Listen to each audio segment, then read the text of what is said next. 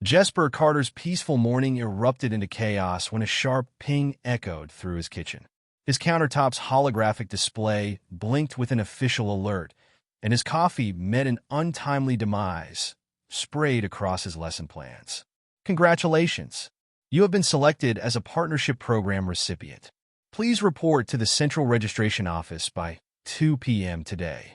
Failure to comply will result in legal consequences. Are you kidding me? Jesper groaned, wiping his face. He read the message again, and then again. Surely there was a mistake.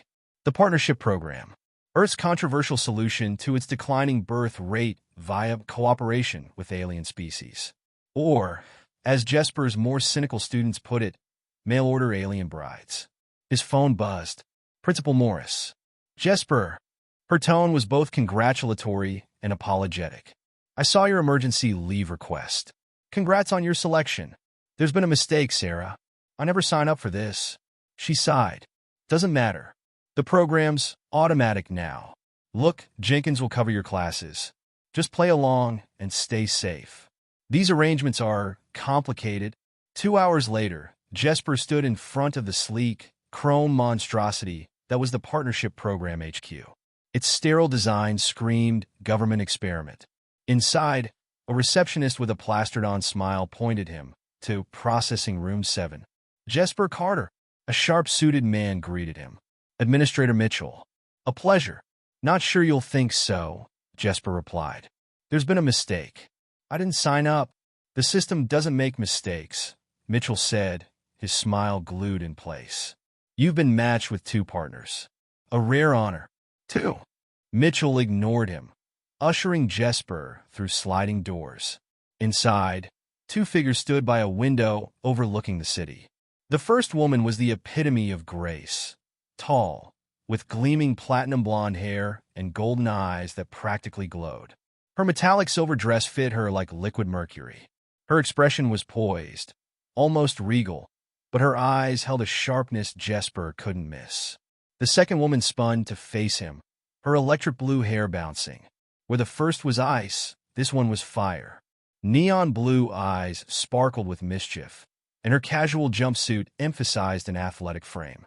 Mr. Carter, the blonde said with a slight bow. I am Kara. Her voice had an unfamiliar lilt.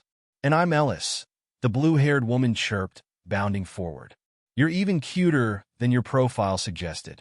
Jesper blinked. I don't have a profile. Of course you do, Mitchell interjected smoothly. Now, shall we proceed with the contract signings? Back home, Jesper's modest car felt cramped with 3 passengers.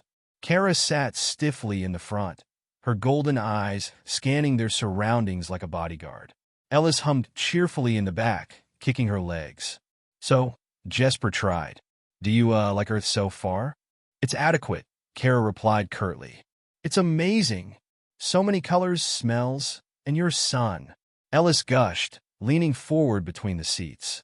Ellis, Kara said sharply, her tone carrying a warning. All right. Sorry. Ellis sat back, her grin dimming but not disappearing. At home, Jesper gave a hasty tour. 3 bedrooms upstairs, he said. You'd give us separate rooms? Kara asked, her tone almost skeptical. Of course. Why wouldn't I?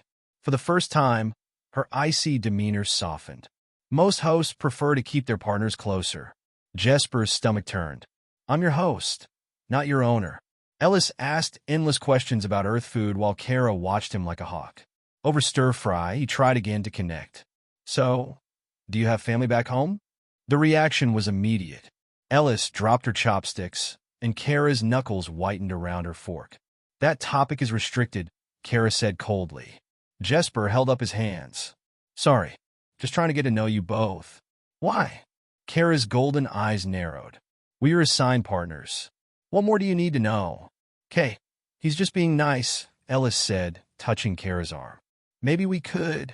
No, Kara stood abruptly. I'd like to see my room now. Underscore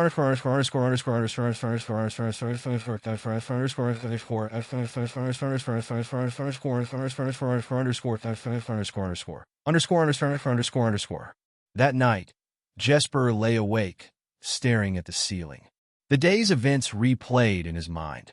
Something wasn't right. Kara's coldness, Ellis's forced cheerfulness, their fear when family was mentioned, and the contract. From the hallway, he heard hushed whispers. One voice sharp, the other soothing. Tomorrow, he decided he'd start digging.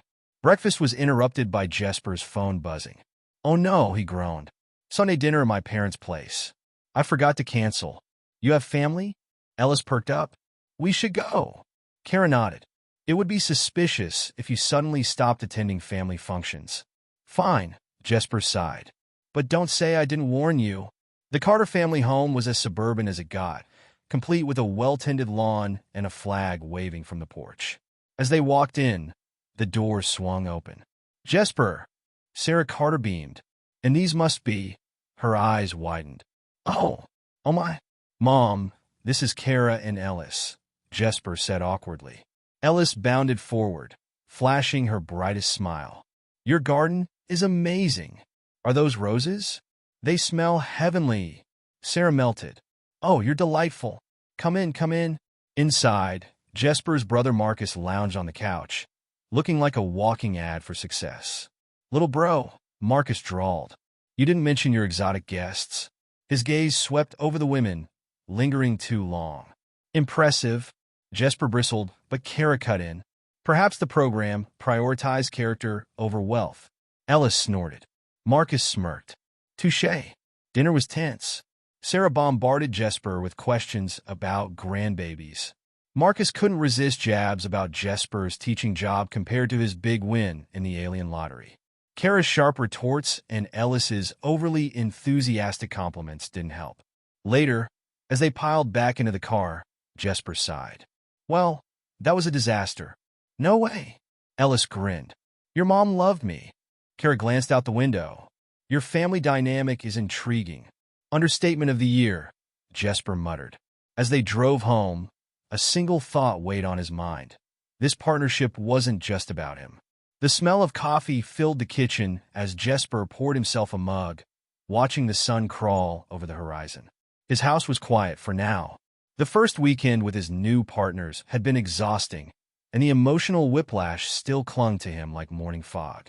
Kara descended the stairs first, her platinum hair perfect as always, her golden eyes sharp. She was dressed in a crisp, white button-up and black slacks, businesslike and efficient, as if preparing for some negotiation. "Good morning," she said, her tone polite but distant. "Morning," Jesper replied, sipping his coffee. "Sleep okay?" "It was adequate." Typical Kara. Ellis bounded into the room seconds later, wearing one of his old hoodies over her metallic leggings. Her electric blue hair was a wild mess, but her grin was dazzling as ever. "Smells amazing." "Is that coffee?" she asked, practically bouncing over to him. "Do you even drink coffee?" he asked, raising an eyebrow. "No idea," she said, pouring herself a mug and taking a swig. Her face twisted in horror. "Oh my gods, that's vile. Why do you humans drink this stuff?" Kara smirked from her seat at the table. "It's an acquired taste. Perhaps not for everyone." Ellis stuck her tongue out at her before dumping sugar and cream into the cup. As the two bickered, Jesper's phone buzzed on the counter. It was another message from the partnership program. Reminder, mandatory compatibility check, 10 a.m. at central registration. Attendance required for all parties. Jesper sighed, placing the phone down. "What is it?" Kara asked, her eyes narrowing. "Compatibility check," he replied. "Whatever that means?" Ellis tilted her head. "Oh, is this one of those human medical things? Do we get needles?" "I hate needles." Jesper frowned. "You don't know what it is?" Kara's gaze flicked to Ellis, a silent exchange passing between them. It was subtle, but Jesper caught it. Another of those unspoken conversations they seemed to have constantly. "It's standard procedure," Kara said, her tone clipped. "We should leave soon." The compatibility check was held in a cold, clinical room, with a sleek black chair in the center, surrounded by strange, humming equipment. A technician in a white lab coat gestured for Jesper to sit. "We'll just run a few scans to measure physiological and neurological compatibility," the technician said. "Nothing invasive." Kara and Ellis stood off to the side, watching intently. Kara's posture was rigid, her expression unreadable. Ellis fidgeted, chewing on her lip. As the machines whirred to life, Jesper tried to stay still, but the back of his neck prickled with unease. The technician tapped at a holographic screen, glancing between Jesper and his two companions. He muttered. What's Jesper asked, sitting up. The technician straightened. Oh, nothing to worry about. Just interesting results. Before Jesper could press further, Mitchell strode into the room, his suit as immaculate as ever. Mr. Carter. Ladies. His smile was razor-sharp. Are we settling in? Ellis's smile was quick and bright. Oh, fantastic. Jesper's house is cozy, and his cooking is amazing. Glad to hear it, Mitchell said, though his gaze lingered on Kara. And you? It's sufficient, Kara replied, her tone like ice. Mitchell chuckled, but the sound didn't reach his eyes. Good? Very good. Jesper stood, crossing his arms. What's the real purpose of these checks? You're not just looking at compatibility. Mitchell tilted his head, his smile widening. Curious, are we? It's nothing sinister, I assure you.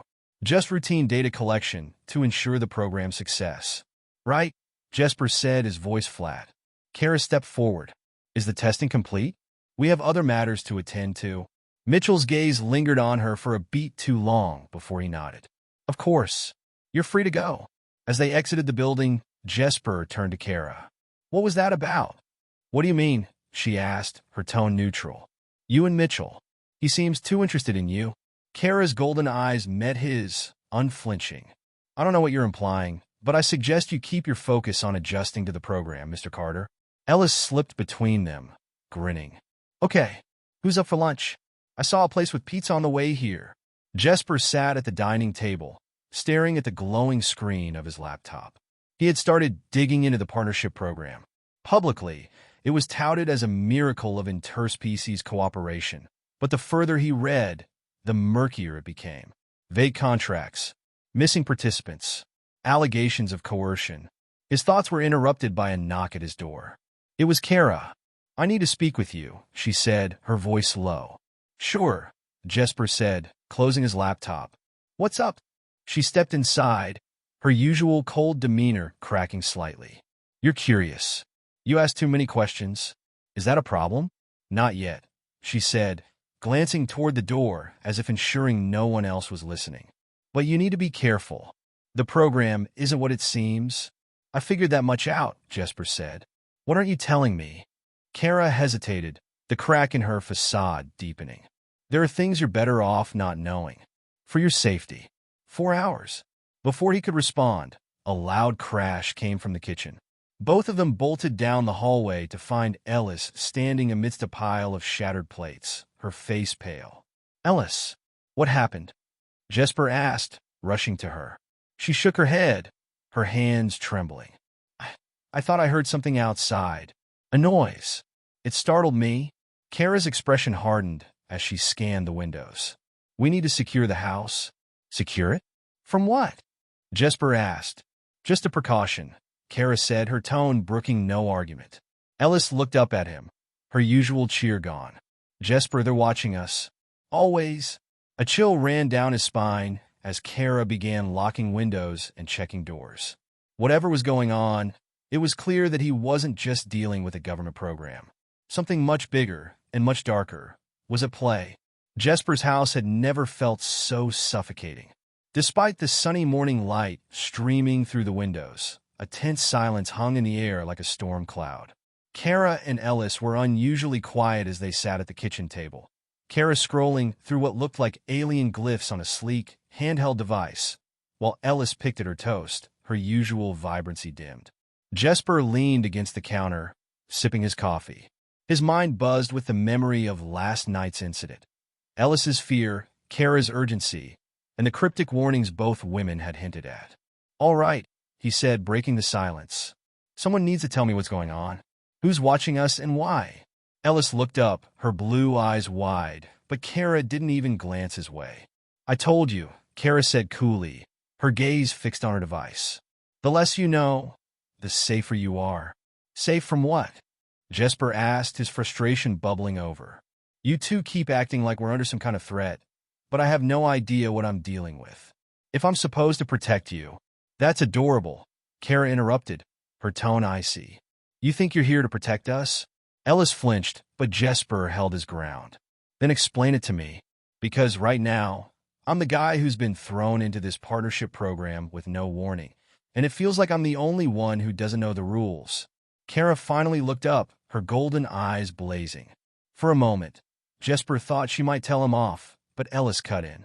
It's not just the program, Ellis said softly. It's bigger than that. Kara's head snapped toward her, and the tension in the room thickened. Ellis, Kara said warningly. Ellis ignored her, turning to Jesper with a pleading look. We didn't choose this either, you know. The program. You. Any of it? Jesper frowned, crossing his arms. I figured as much. What I don't understand is why you're here if you don't want to be. And what you're so scared of.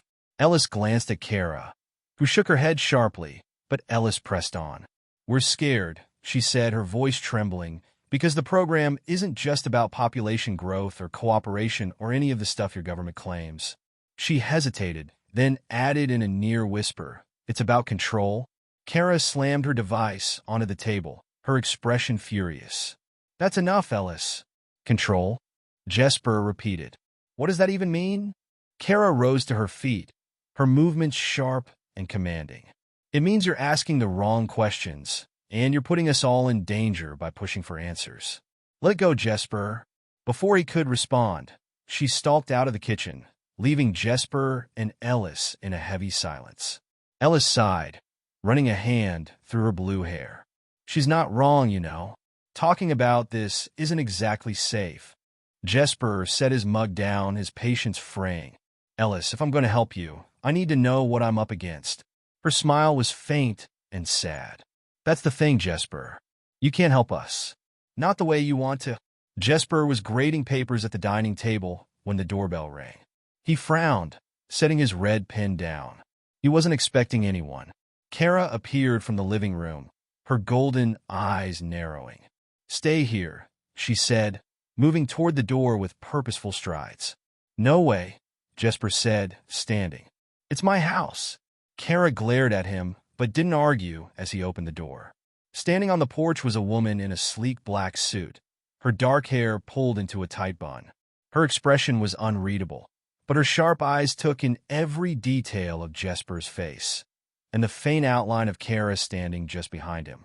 Mr. Carter, the woman said, her voice crisp and authoritative. My name is Agent Lockwood. I'm with the Partnership Oversight Committee. Jesper's stomach sank. Can I help you? I'm here for a routine check-in, Lockwood said smoothly. May I come in? Before Jesper could answer, Kara stepped forward. We weren't informed of any inspections. Lockwood's gaze flicked to her, a thin smile tugging at her lips. They're often unannounced. To ensure the integrity of the program. Jesper hesitated, but Kara gave a small nod, her face unreadable. Fine, he said, stepping aside. Lockwood entered, her sharp gaze sweeping over the house. Cozy, she remarked. How are you finding the program, Mr. Carter? Any concerns? Nothing major, Jesper said carefully, aware of Kara and Ellis lingering nearby. Lockwood nodded, her smile thin. Good. And your partners? How are they adjusting? Just fine, Kara said, her tone clipped.